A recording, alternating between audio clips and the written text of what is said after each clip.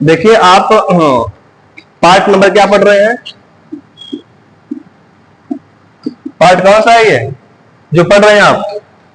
The union कौन सा part है? Part number 5। Part number 5 the union, यही था ना? द यूनियन में आप चैप्टर नंबर 1 क्या था? The executive. ये आपका हो गया था, ये द एग्जीक्यूटिव आपका हो गया था। चैप्टर नंबर कौन सा था? 1। चैप्टर नंबर 2, ये सारी चीजें आपको याद होनी चाहिए। सारी चीजें आपको याद होनी चाहिए। चैप्टर नंबर कौन सी में क्या बात की गई है? बात समझ आ रही है? द यूनियन आपका कंप्लीट प्रॉपरली हो चुका है। ठीक है, यूनियन में आपको सारी बातें कर लिया मैंने। ठीक है, चैप्टर नंबर 2 क्या है? पार्लियामेंट। क्या है? पार्लियामेंट।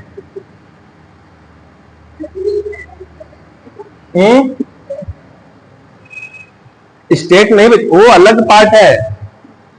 ठीक है, अगर आप देखेंगे बुक जो है, बुक में क्या है? बुक में जब हम पार्ट नंबर 5 देखते हैं, ठीक है, हाँ, तो स्टेट में स्टेट में जब आप अभी बच्चे पार्ट जो 5 आपका है यूनियन है, यूनियन में आपका पार्लियामेंट आता है। ठीक है, जो पार्ट 6 आपका है उसमें स्टेट का सारी बातें आती हैं। तो स्टेट का जो स्टेट लेजिस्लेटिव असेंबली है उसमें पार्ट 6 में आता है वो। बात में आ रही है? अभी हम पार्लियामेंट पढ़ रहे हैं। पार्लियामेंट किसका पार्ट है? यूनियन की स्टेट का पार्ट है, यूनियन का पार्ट है। बात में आ रही है? पार्लियामेंट किसका पार्ट है? यूनियन का पार्ट है। ठीक है, यूनियन कहां पे दिया गया है? आपके चैप्टर नंबर 5 में।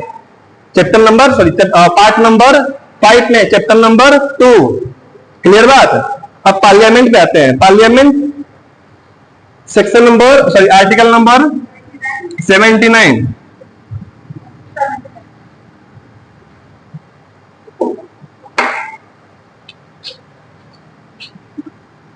एक ग्राफ बना रहे हैं, उसको ध्यान समझिए। ठीक है, सारी चीजें यहीं पे कवर करेंगे, फिर आएंगे बैरक पे।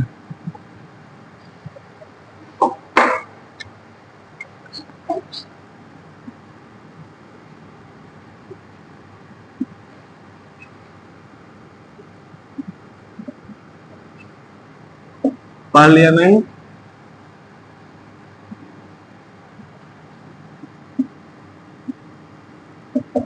आर्टिकल कौन सा है? 79। देखिए आपका जो बेयर एक्ट है, जो बेयर का लैंग्वेज है, क्या लिखा है वहां पे? There shall be a parliament of India. ठीक है, there shall be a parliament of India. ठीक है, जो किससे किससे मिलकर बनेगा? पहला प्रेसिडेंट, पहला प्रेसिडेंट, दूसरा काउंसिल ऑफ स्टेट, जिसे क्या बोलते हैं? राज्य।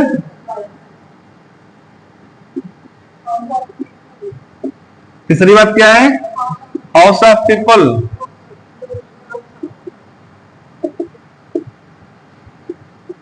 जिसे क्या बोलते हैं?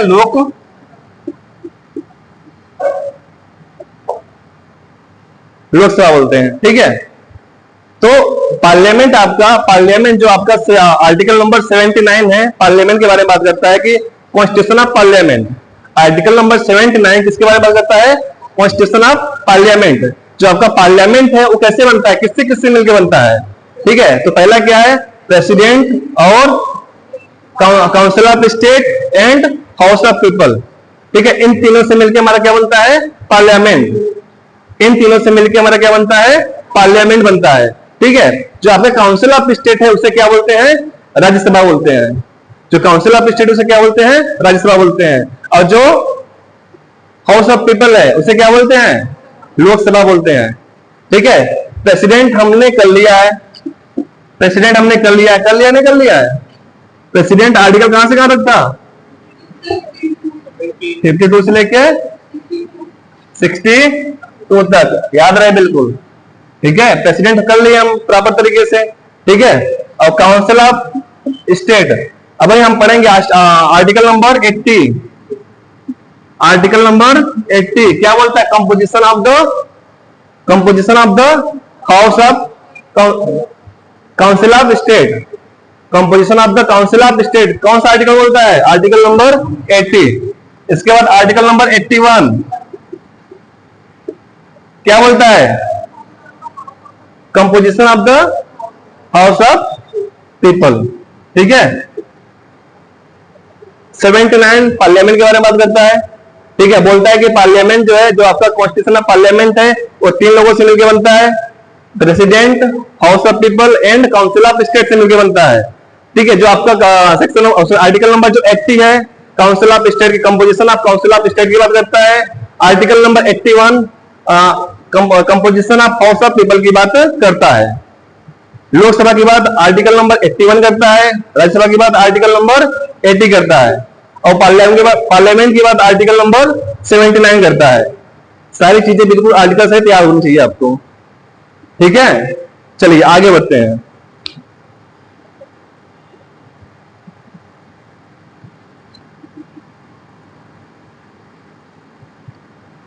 प्रेसिडेंट आप पढ़ चुके हैं, प्रेसिडेंट आप पढ़ चुके हैं, तो हम स्टार्ट करेंगे कहां से? काउंसिल ऑफ स्टेट से।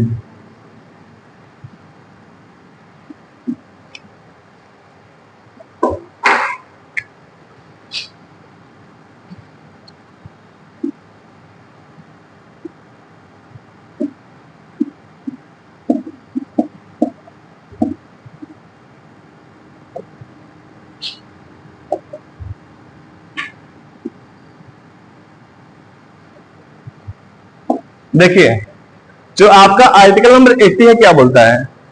आर्टिकल नंबर 80 है, वो बोलता है कि भैया राज्यसभा में कौन कौन मेंबर होंगे, कहां से आए, कैसे बनेगा। ठीक है, जो आपका राज्यसभा है वो कैसे बनेगा, बेसिकली कंपोजिशन क्या होगा उसके, कौन कौन उसमें आएंगे, जो वहां के मेंबर्स आएंगे वो कहां से निकल के आएंगे, राज्यसभा के अंदर जो मेंबर्स आएंगे कहां से निकल के आएंगे, कैसे बनेगा आपका राज्यसभा। ठीक है, उसकी बात कहां पे लिखी है? आर्टिकल नंबर 80 में लिखी हुई है।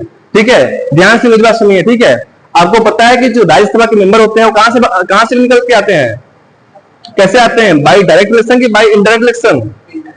बाई इंडायरेक्ट इलेक्शन आते हैं। ठीक है, उनको वोटिंग कौन करता है?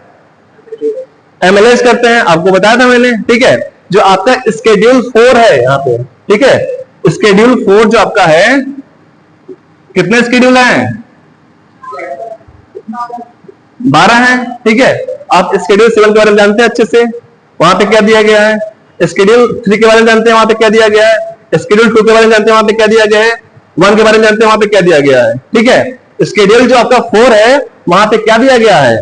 वहां पे दिया गया है कि जो आपका बाइफर्केशन ऑफ सीट, ठीक है, सीट का बंटवारा कैसे हुआ है, किसके, वहां पे आप जब देखेंगे जो आपका सीट है कहां पे, राज्यसभा के अंदर, हर स्टेट का अलग अलग सीट है। यूपी का कितना है? 31। यूपी का कितना है? 31। और सब स्टेट का अलग अलग है। एमपी का कुछ अलग है, बिहार का कुछ अलग है, झारखंड का कुछ अलग है, दिल्ली का अलग है, सबका अलग अलग है। वहां पे दिया गया है, वहां पे लिखा गया है। ठीक है, तो स्केड्यूल नंबर 4 के अकॉर्डिंग, ठीक है, तो यहाँ पे क्या होती है? वोटिंग होती है।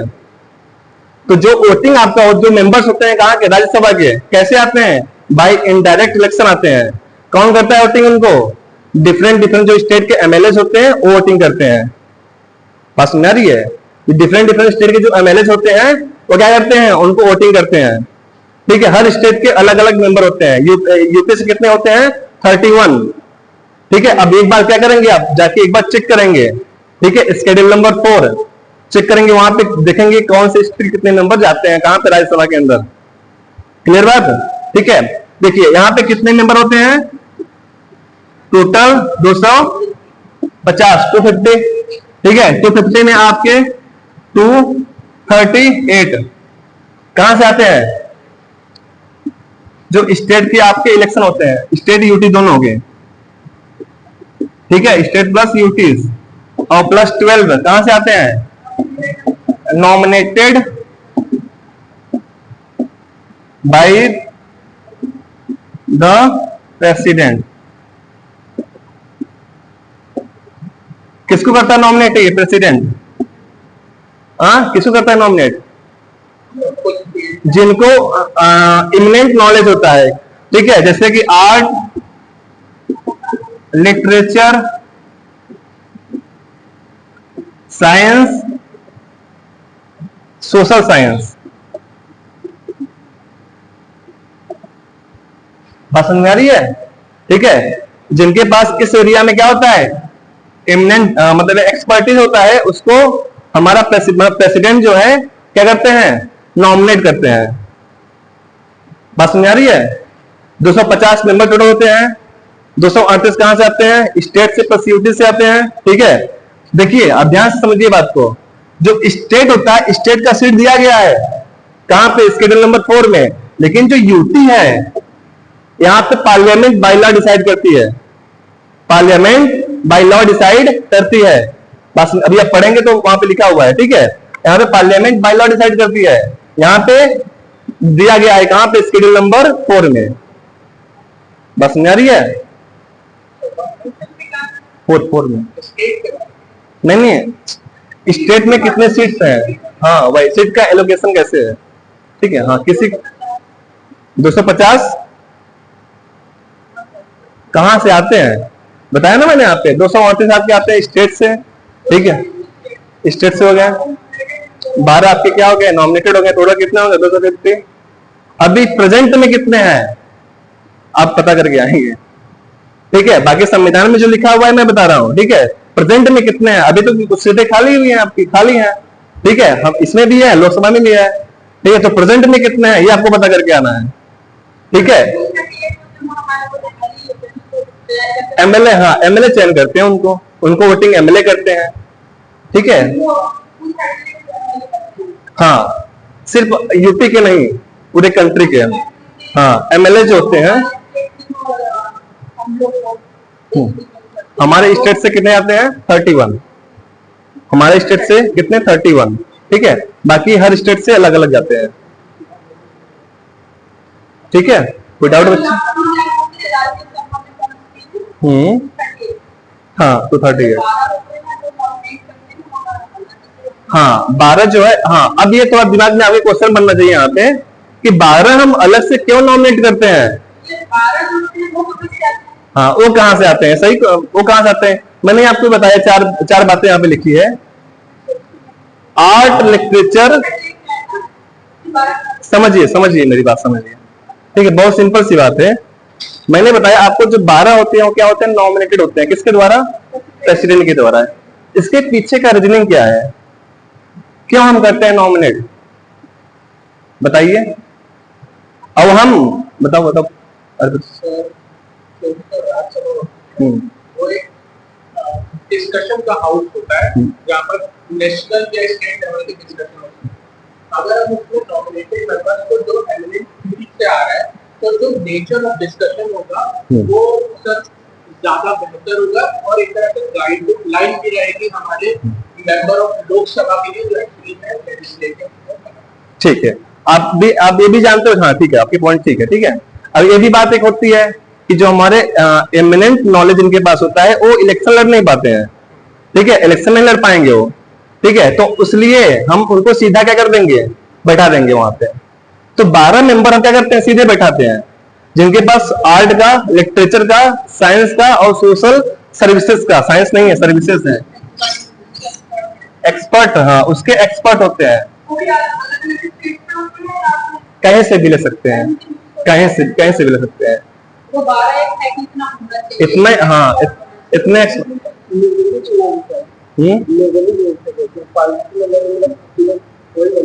हाँ इसमें चुनाव नहीं होता है, सीधे उठा कर ले लेते हैं हम। हाँ, इसमें प्रेसिडेंट जिसका एक तरीके से काउंसिल आप सब्जेक्ट मतलब उनके पास नॉलेज होता है, हाँ एक तरीके से, हाँ वहाँ सब्जेक्ट बोल सकते हो, ठीक है, हाँ ठीक है बोल सकते हो, ठीक है।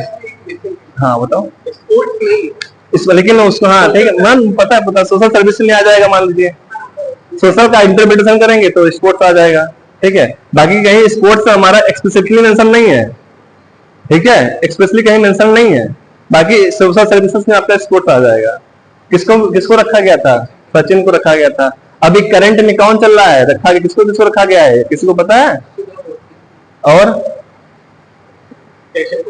हाँ जयशंकर भी है, ठीक है, जयशंकर भी है, ठीक है। तो आप लोग थोड़ा सा पता करके आएंगे कौन है 12, ठीक है, कौन है 12, किस एरिया से है, किसको हमने रखा है इस टाइम में, कौन है किस एरिया से है, क्लियर बात। और बात सुनिए, जो आपका राज्यसभा होता है ये क्या होता है, इसे हम क्या बोलते हैं, अपर की लोअर? अपर बोलते हैं। क्यों बोलते हैं अपर हाउस?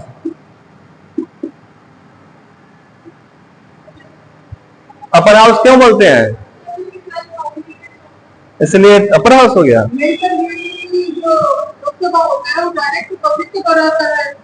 हाँ,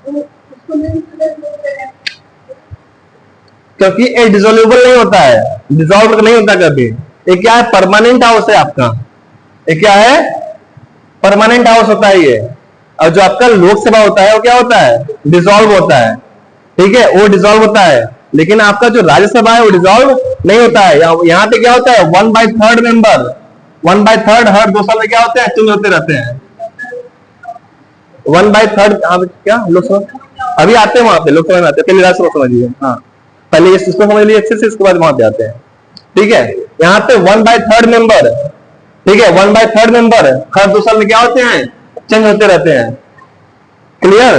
1/3 मेंबर हर 2 साल में चेंज होते रहते हैं। और सबसे इंपॉर्टेंट बात क्या है, जो यहाँ पे ड्यूरेशन होता है किसी भी मेंबर का, कितना होना चाहिए, 6 ईयर। सबसे अलग है बेटा, ध्यान दीजिएगा, 6 ईयर है, और कहीं पे नहीं है। और हर जगह क्या है, 5 ईयर 5 ईयर 5 ईयर। लेकिन यहाँ बता, अब आते हैं वहां पे, पहले आप इसको समझिए, राज्यसभा को पहले एक इधर से क्लियर करिए, इसके बाद वहां पे आएंगे।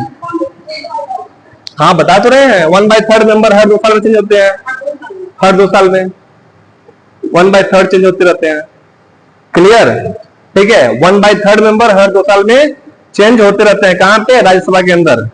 जिनका 6 वर्ष कंप्लीट हुआ उनको हम चेंज कर देते हैं, ठीक है। तो 6 साल क्या होता है, प्रीलिम्स में बहुत ज्यादा पूछता है ये बात, ठीक है।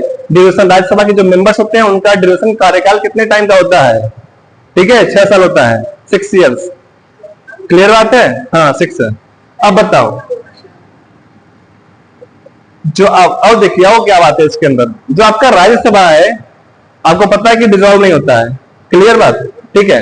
आपका जो मान लीजिए कि राज्यसभा कोई अभी आप पढ़ेंगे, चलिए वहां पे बताएंगे, यहाँ पे छोड़िए। यहाँ पे अब जब आप पढ़ेंगे article number 249, central state relation की बात होती है यहाँ पे, ठीक है। तो अभी वहां पे पढ़ेंगे तो बताएंगे, ठीक है। अभी हम ऐसा छोड़ दिया, कोई मतलब नहीं जानने का। और क्या है इंपॉर्टेंट, क्या है और क्या बात यहाँ पे इंपॉर्टेंट होती है, ये भी समझिए। जो आपके राज्यसभा है, यहाँ का जो चेयरपर्सन होता है कौन होता है, वाइस प्रेसिडेंट। मैंने बताया था आपको, ठीक है कि अभी देखो, अभी क्या है, अभी वाइस प्रेसिडेंट का पद क्या है, खाली है। तो यहाँ पे इस टाइम पे कौन है चेयरपर्सन, डिप्टी, वहां वाइस प्रेसिडेंट का एक्स ऑफिशियल चेयरपर्सन होता है, ठीक है। अभी यहाँ पे आपके वाइस प्रेसिडेंट का पद खाली है, इस टाइम पे कौन है, तो डिप्टी होगा वहां पर। डिप्टी चेयरपर्सन जो होगा उसको हमने चेयरपर्सन बनाया होगा इस टाइम पे। अभी है, जाके देखिए एक बार, डिप्टी चेयरपर्सन कौन है इस टाइम पे वहां पे। हाँ, चेयरपर्सन नहीं है तो कौन संभालेगा, डिप्टी चेयरपर्सन, क्लियर बात। तो इतनी सारी बातें आपको किसके बारे में, राज्यसभा के बारे में जाननी थी। किसी कोई डाउट है यहाँ पे, सारी बातें क्लियर है, बताओ क्लियर है। अपर हाउस क्यों बताया तो मैंने, क्योंकि ये डिसॉल्वेबल नहीं होता है, ये डिसॉल्व नहीं होता है, इसलिए ये अपर हाउस है, ठीक है। और जो बच्चे नए हैं उनको समझ में आ रहा है, आपने पढ़ा नहीं ना अभी, इसलिए अभी बस शांति से जो अभी पढ़ा रहे हैं वो समझिए, इसलिए मैं बोल रहा हूँ। प्रेसिडेंट, बिल्कुल बिल्कुल, हाँ मेरी बात, ओके ओके ठीक है मैं बता रहा हूँ, ठीक है। देखिए समझिए मेरी बात, मैंने आपसे बताया कि आपने प्रेसिडेंट अभी नहीं पढ़ा है, इसलिए मैंने आज नया चैप्टर स्टार्ट किया था कि पार्लियामेंट आप अच्छे से समझ पाए, ठीक है। तो प्रेसिडेंट का रोल तो बहुत अहम है पार्लियामेंट के अंदर, ठीक है। तो प्रेसिडेंट सब ये लोग पढ़ चुके हैं, आपको अभी बताएंगे तो सब, हाँ कंफ्यूजन नहीं होंगे, क्लैरिटी इनको मिलेगी, लेकिन ये क्या होंगे, बोर होंगे, यार वही बात बार बार पढ़ रहे हैं हम चीजें, ठीक है। लेकिन हम अभी आप किस पे ध्यान दीजिए, लोकसभा पे और राज्यसभा पे ध्यान दीजिए। प्रेसिडेंट, चलिए रिवाइज कर देते हैं, प्रेसिडेंट करवा देते हैं। इनका कितना टाइम हो रहा है, 15 मिनट है। ध्यान समझिए, प्रेसिडेंट अभी हम राज्यसभा पढ़ चुके हैं, ठीक है। प्रेसिडेंट पर देखते हैं एक बार, बहुत जल्दी से रिवाइज कर देते हैं, ठीक है। देखिए आपको पता है कि प्रेसिडेंट को हम क्या बोलते हैं, हेड ऑफ द कंट्री बोलते हैं, ठीक है। आपको अच्छे से पता है कि पार्लियामेंट के अंदर कोई भी लॉ बनता है तो बिना प्रेसिडेंट के साइन के नहीं बनता है, ठीक है। प्रेसिडेंट के साइन, इसलिए पार्लियामेंट जो प्रेसिडेंट क्या है, integral part of the parliament है। प्रेसिडेंट को हम क्या बोलते हैं, इंटीग्रल, वो कोई हाउस नहीं है, लेकिन उसके अगर कोई लॉ, आपको पता है कि पार्लियामेंट का मेन काम क्या है, लॉ को बनाना, लेकिन लॉ को बनाने का काम है किसका, पार्लियामेंट का। जब लॉ आपका कोई बिल जब इंट्रोड्यूस होता है पार्लियामेंट के अंदर, दोनों हाउस से पास होता है, प्रेसिडेंट के साइन के बिना वो बिल आपका एक्ट नहीं बनता है, इतना तो आपको पता होना चाहिए, ठीक है। तो इसलिए प्रेसिडेंट का बहुत अहम रोल होता है, ठीक है। जब आप पढ़ते हैं आर्टिकल नंबर कौन सा, एग्जीक्यूटिव पावर किसमें दिया गया है, 53 में। आर्टिकल नंबर 52 किसके बारे में बात करता है, प्रेसिडेंट के बारे में बात करता है। 53 किसके बारे में बात करता है, पावर ऑफ द प्रेसिडेंट, जिसमें क्या आता है, एग्जीक्यूटिव पावर है, ठीक है। 54 क्या है, इलेक्शन ऑफ द प्रेसिडेंट, ठीक है। अब प्रेसिडेंट कैसे बनता है, इलेक्शन से बनता है, ठीक है। इलेक्शन होता है उसका, कैसा इलेक्शन होता है, डायरेक्ट इनडायरेक्ट, इनडायरेक्ट इलेक्शन होता है। इनको वोटिंग कौन करता है, बताओ।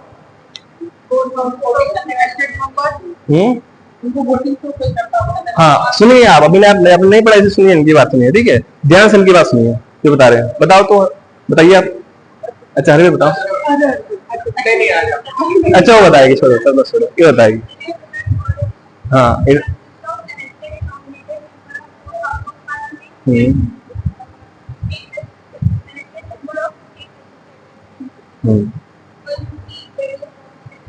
ठीक है, बहुत अच्छा, ठीक है। ध्यान समझिए मेरी बात, जो आपका प्रेसिडेंट का इलेक्शन होता है, ये इलेक्टोरल कॉलेज से होता है, ठीक है। इलेक्टोरल कॉलेज में कौन कौन आता है, पहले बोथ हाउसेस जो बोथ हाउस के मेंबर हैं, ठीक है, दोनों हाउस के जो मेंबर हैं वो इनको वोटिंग करते हैं। और दोनों हाउस कौन से, लोकसभा एंड राज्यसभा, ठीक है, दोनों हाउस के मेंबर इनको वोटिंग करते हैं। इसके बाद कौन, स्टेट लेजिस्लेटिव असेंबली, जहां जिस स्टेट में क्या है, लेजिस्लेटिव असेंबली है, वहां के एमएलएज इनको वोटिंग करते हैं। एमपी हो गए, एमएलएज हो गए, क्लियर। और जो हमारा यूटी है, यूटी में जिस यूटी में क्या है, हमारा लेजिस्लेटिव असेंबली है, वहां के जो एमएलए होते हैं इनको वोटिंग करते हैं। बात समझ आ रही है। इनको हम लोग वोटिंग नहीं करते हैं, इनको हम लोग वोटिंग नहीं करते हैं। कौन करता है, एमपी करते हैं दोनों हाउस के, एमएलए करते हैं पूरे कंट्री के, ठीक है। इसके बाद जो यूटी, जहां जिस यूटी में क्या है, लेजिस्लेटिव असेंबली है, वहां के एमएलए करते हैं। इतनी बात क्लियर है, इनको वोटिंग करते हैं, ठीक है। तो आर्टिकल नंबर 52 प्रेसिडेंट के बारे में बात करता है, जो 53 है एग्जीक्यूटिव पावर के बारे में बात करता है, ठीक है। जो हमारा एग्जीक्यूटिव पावर है, यही हमारा क्या है, पार्लियामेंट वाला, सॉरी क्या बोलते हैं, लेजिस्लेटिव पावर।